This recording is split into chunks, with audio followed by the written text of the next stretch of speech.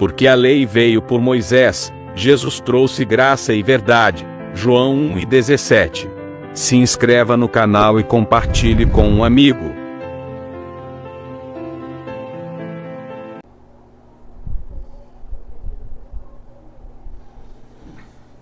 Olá, meus amados, graça e paz, sejam todos bem-vindos a mais uma reflexão da graça de Deus.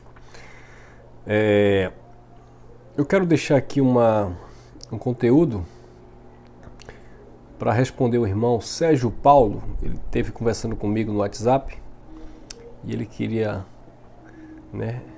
ouvir através de vídeo esse esclarecimento e, naturalmente, outras pessoas que tiverem dúvida em relação a esse texto, a gente vai estar expondo aqui, tá bom?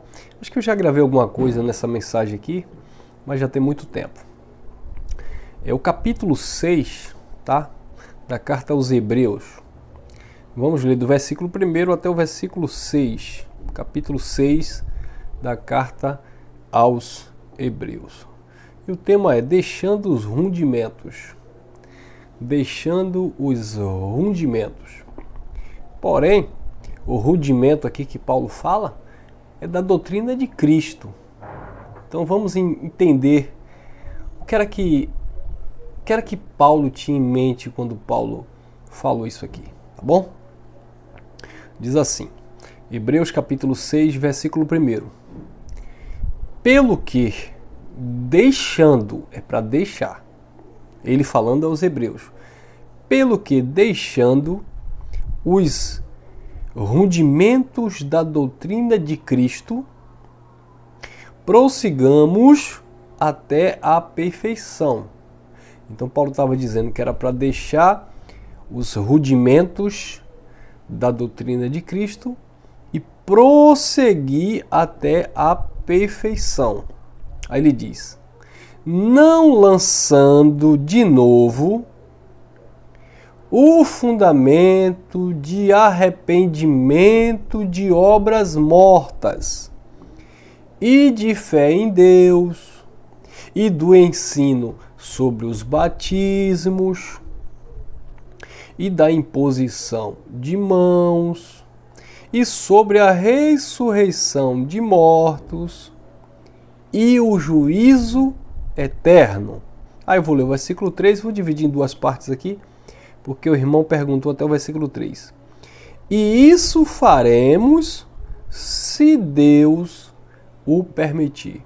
Então vamos explicar um pouquinho aqui, aí depois a gente pega umas 3 versículos para fechar o raciocínio. Para isso aqui a gente tem que entender o contexto da carta. Paulo está pós-cruz, ou seja, pós-ressurreição. Paulo está ministrando aos hebreus que ainda vivia na prática nos rudimentos das obras mortas da lei. Quando Paulo disse que era para deixar os rudimentos da doutrina de Cristo, é que o Cristo, o Yeshua, ele esteve cumprindo a lei de Moisés, ou seja, Jesus de Nazaré, ele viveu esses rudimentos. Ele viveu os rudimentos da lei, tá bom? Jesus de Nazaré, ele estava no cumprimento da lei para resgatar aqueles que estavam debaixo dessa lei. Estou olhando aqui, mas é aqui, tá? Então, queridos, vou me posicionar melhor aqui. Então, queridos, o que Paulo estava dizendo para os hebreus é que pós-cruz, eles precisavam se despertar e deixarem aqueles primeiros rudimentos elementares da doutrina do Jesus o Nazareno, o Jesus histórico. Por quê? Porque agora, ou seja, no tempo da carta escrita aos Hebreus, aquele povo já estava vivendo uma nova fase, uma nova era, um novo tempo, agora para o Cristo que ressuscitou dentre os mortos, para o Cristo que deu fim à lei na cruz. É claro que ali existia ainda a questão da transição pactual. É um outro tema aqui que depois a gente pode estar esclarecendo, porque tem um outro irmão, se não me engano é o irmão Jorge, ele tem me perguntado algumas coisas em relação a isso. Porque tem muitos irmãos em Graça que enfatiza muito a questão do ano 70, que tudo aconteceu no ano 70, e ele, o irmão Jorge, ele tem visto as pessoas, né, esses irmãos, que enfatiza muito a questão do ano 70, desprezando a obra da cruz, ou seja, o está consumado da cruz. Né? Então eu já estou aproveitando aqui para esclarecer os dois pontos. Porque de fato, Jesus na cruz ele disse está consumado. No plano espiritual, Jesus não ia fazer absolutamente mais nada. Jesus, ele consumou na cruz. Na cruz ele declarou, está consumado, acabou a lei. Na cruz, a lei no plano espiritual, por assim dizer, ou seja, aquela condenação que havia para o pecador que transgredia aquela lei, diante de Deus já não tinha mais nenhuma importância, porque Cristo na cruz deu fim à lei e o véu do templo se rasgou. Porém, nós sabemos que houve o tempo da transição, que durou da cruz até o ápice do juízo sobre Israel, que foi o ano 70. Então, nesse tempo de transição, a gente pode até, entre aspas, separar uma coisa da outra. Mas está interligada a cruz com o ano 70, o ano 70 com a cruz. Não existiria o juízo final, a consumação de fato e de verdade de todas as coisas no ano 70 com a invasão romana, se não houvesse o está consumado da cruz. Então, esse período que Jesus chamava ali de geração, em Mateus 24, 34, não passará essa geração, basicamente é uma coisa só. Tá? Mas, de fato, a lei, juridicamente falando, ainda estava de pé por causa do templo que estava de pé, o sacerdócio ali que estava em funcionamento, os sacrifícios, os dízimos, as lavagens, as abluções, ou seja, toda a prática da lei ainda estava em evidência mesmo depois da cruz. E, de fato, ela só veio ter fim com a queda do templo no ano 70. Então, respondendo também aqui o irmão Jorge e outros irmãos que talvez tenham um pouco de dificuldade para interpretar isso, de fato, na cruz estava consumado, e hoje é fácil a gente entender isso, porque nós estamos do lado de cá, né? Nós estamos agora vivendo nesse entendimento da plenitude da graça. Mas quem viveu naquele período pós-Jesus ali, após a ressurreição de Jesus, não entendia isso porque a revelação não era plena, eles não tinham essa revelação. Jesus declarou está consumado, mas os hebreus não sabiam de nada disso. Né? Tanto é que depois é que aparece Paulo, e aqui na carta aos Hebreus é uma prova disso, Paulo vem explicando isso, esclarecendo, mas você percebe que naquele tempo havia uma grande resistência, porque no tempo de Paulo ainda estava o funcionamento lá do sacerdócio terreno, né, por causa do templo, tá bom? Mas, de fato, na cruz foi estabelecida uma nova e eterna aliança no sangue de Cristo. Porém, juridicamente falando, só depois do ano 70 que houve essa plenitude, né, ou essa perfeição por causa, de fato, da queda do templo. Então, voltando aqui ao assunto agora do outro irmão, o Paulo estava dizendo para os hebreus deixarem os rudimentos da doutrina de Cristo e prosseguirem, né, até a perfeição. E a perfeição, de fato, era estar vivendo agora a mensagem do Cristo ressuscitado, onde havia inaugurado um novo tempo, né, uma nova era. Não lançando de novo o fundamento de arrependimento de obras mortas e de fé em Deus. O que era lançar a mão de novo? Era voltar aqueles fundamentos arcaicos, ultrajados da lei, os arrependimentos de obra morta, porque eles tinham que se arrepender das obras da lei, mas agora aqui a lei já não vigorava mais, né? De fé em Deus. Por que de fé em Deus? Porque Paulo disse que agora o justo viveria da fé naquilo que Cristo realizou na cruz, e não daquela fé patriarcal, aquela fé, a fé em Deus, né? Por exemplo, os antigos, os profetas, o povo que viveu na lei, vivia aquela fé em Deus. Mas agora, Paulo disse, não é para vocês viverem mais, isso aí já é uma obra morta. Agora, a fé depositada é no Filho que realizou a obra do Pai. Ô irmão Elcio, mas aí é duas fé? Não, Paulo disse que há uma só fé, um só Senhor, um só batismo, né? Um só Deus e Pai. Então, a fé agora era na consumação da obra através de Cristo. E não aquela fé, porque, por exemplo, os próprios judeus questionaram Jesus e eles disseram, nós somos filhos de Abraão. Eles questionaram João Batista, nós somos filhos de Abraão. Aí João Batista disse, Deus pode dessas pedras aí suscitar filhos a Abraão. E lá em João capítulo 8, eles disseram para Jesus, nós não somos filhos de prostituição, nós temos um pai que é Abraão. Né? Por quê? Porque de fato eles viviam aquela fé abraâmica, por assim dizer, aquela fé patriarcal, aquela fé em Deus, mas eles não tinham fé, não acreditavam no Cristo que estava executando a obra do Pai. Tá bom? Então Paulo disse que era para deixar esses rudimentos de obra morta, de fé em Deus, de ensino sobre batismo, porque havia diversidades de ensino. Ensino sobre batismos no plural. E na mensagem que eu gravei há muito tempo atrás, eu expliquei porque o batismos aqui no plural, dentro do contexto da lei de Moisés, havia vários ensinamentos sobre batismo. Então, havia o batismo na nuvem e no mar, o batismo de Moisés na nuvem e no mar, que Paulo fala lá em 1 Coríntios capítulo 10, versículo 2. Havia o batismo pelos mortos, que Paulo fala em 1 Coríntios, também, se eu não me engano, no capítulo 10, versículo 29, Paulo fala sobre esse batismo, é 2 Coríntios, se eu não me engano. Então, havia o batismo pelos mortos, o batismo por Moisés, né, o batismo nas águas, que era o batismo oriundo do judaísmo. Então, havia essa diversidade de batismo, o ensino sobre o batismo pelo Espírito, etc, etc. Então, Paulo disse, é para vocês deixarem o ensino sobre batismo, imposição de mãos, a questão do impor a mão, colocar a mão para abençoar, para consagrar, aquilo era da lei, tá bom? Aquilo era entre os judeus, algo feito entre os judeus. Paulo disse, é para deixar isso agora. Esse negócio de imposição de mão, colocar a mão, era um ofício, né, sacerdotal, já não tinha mais vigor. E aí Paulo continua falando. E sobre a ressurreição de mortos e o juízo eterno. As pessoas perdiam muito tempo falando sobre questão de ressurreição de mortos e o juízo eterno. E Paulo disse, isso é desnecessário. É desnecessário vocês ficarem presos a isso. Essa doutrina sobre ressurreição de mortos e juízo eterno.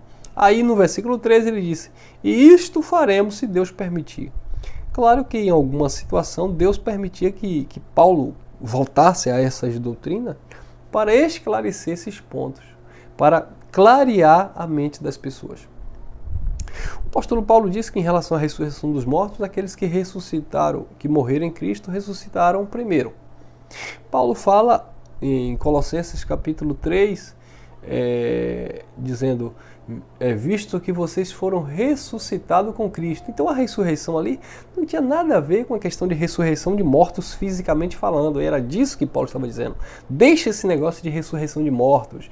Ah, mas Lázaro ressuscitou. Ah, mas lá o profeta ressuscitou um menino que morreu.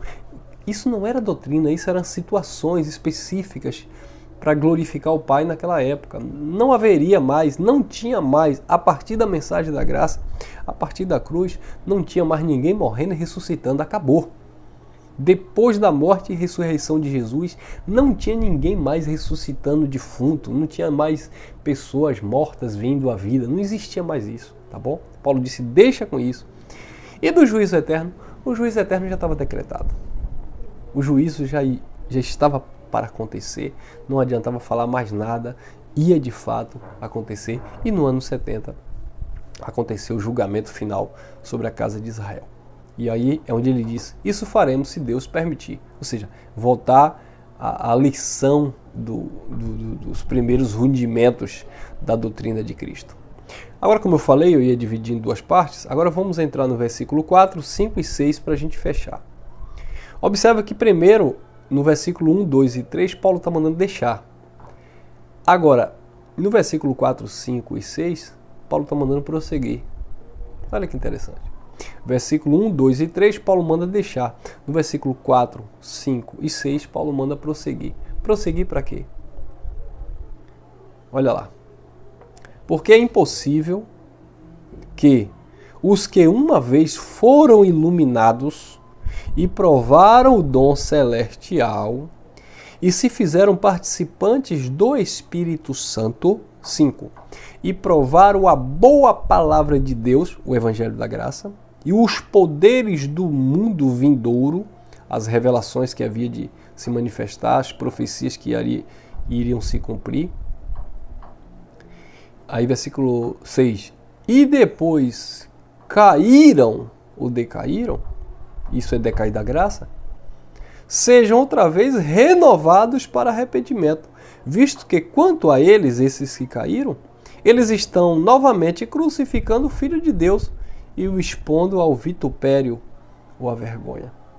Então o que Paulo fala no versículo 4, 5 e 6 é para que eles continuassem firmemente na graça de Deus, porque eles já tinham provado a boa palavra, o dom do Espírito, as revelações do século vindouro. Eles já estavam ali vivendo em um novo tempo da história. Eles estavam vivendo pós-cruz de Jesus de Nazaré.